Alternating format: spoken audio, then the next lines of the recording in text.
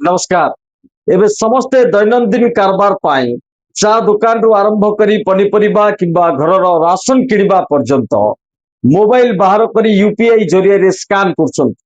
गत किछि दिन हेबो सोशल मीडिया एवं विभिन्न गणमाध्यम रे एक आलोचना जोर धरछि। एबे कुआडे यूपीआई व्यवहार कले ग्राहकों को अतिरिक्त शुल्क बा चार्ज देबाकू पड़िबो।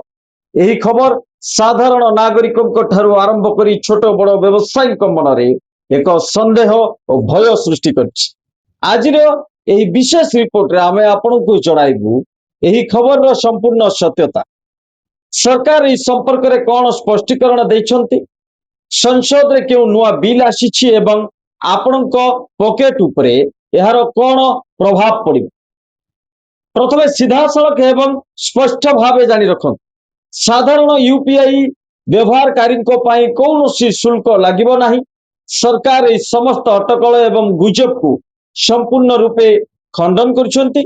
केंद्र सरकार को सूचना अनुसार जड़े साधारण नागरिक अन्य जन को टंका पठाइबा बा P2P बा पर्सन टू पर्सन संपूर्ण मागणा रहिबो। दोकानी किंबा व्यवसायी को दिया जाउतबा अधिकांश पेमेंट बा P2M पर्सन टू मर्चेंट मध्य संपूर्ण मागणा रही। तेबे आपनक मनरे प्रश्न उठिथिबो जे चार्ज बा शुल्क कहा पाए। सरकार स्पष्ट करछंती जे जदि भविष्य रे कोनोसी एमडीआर बा मर्चेंट डिस्काउंट रेट लागू हुए तेबे ताहा केवल एक निर्दिष्ट सीमा रु अधिक कारबार करुथबा सीमित बड़ व्यवसायी को ऊपर ही लागू हेबो एवं एही शुल्क मध्य साधारण डेबिट किंबा क्रेडिट कार्ड तुलन रे यथेष्ट कम रही। वर्तमान प्रश्न उठुची जदि सरकार चार्ज लगाउ नाहंती तेबे ये आलोचना आरंभ हैला क्यों। यार मूल कारण होउची निकट लोकसभा रे payment and settlement system act 2004 बा पीएसएस एक्ट रे गोटे संशोधन बिल पारित होइची। ए आईन रो धारा 10 ए रे संशोधन करा जिबा परे किछि महल रे संदेह सृष्टि होइतिला जे सरकार हुए तो यूपीआई ऊपर चार्ज आदाय करबा को प्रस्तुत करछो।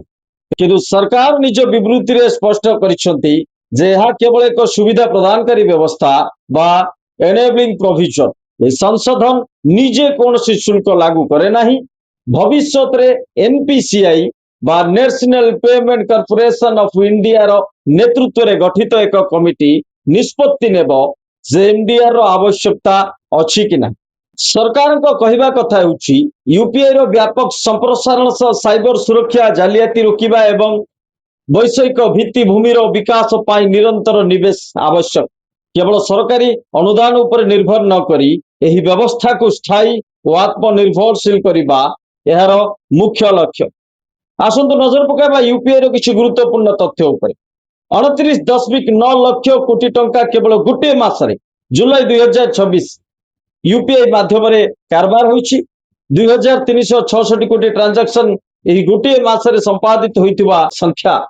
आज भारत रो यूपीआई केवल देश भितरे नुहे विश्व रो 11टी देश रे मध्य कार्यक्षम होई परिछि। तबे आपण जने साधारण ग्राहक हुंतु किंबा छोट व्यवसायी आपणको पाई यूपीआई पूर्व परि संपूर्ण मागणा एवं सुरक्षित रहइबो। सरकार नागरिक माननकु निवेदन करछंती जे सोशल मीडिया रे आसुथिबा कोनोसी अपप्रचार ऊपर विश्वास करंतु नाही।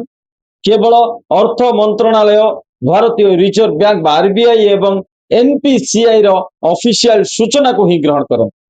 नमस्कार।